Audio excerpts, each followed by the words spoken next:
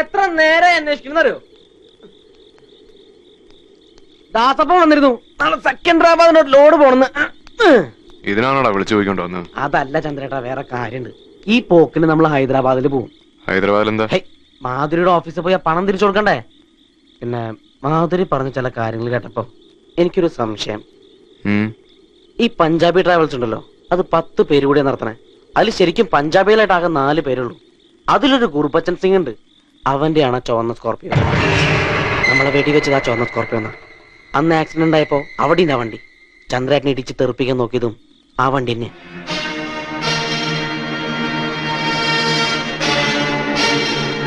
അവന്റെ പേരെന്താ പറഞ്ഞ? ഗുർബച്ചൻ സിംഗ്. അടിച്ചിരിക്കുമ്പോ മൂക്ക് ചുളിയത്ര.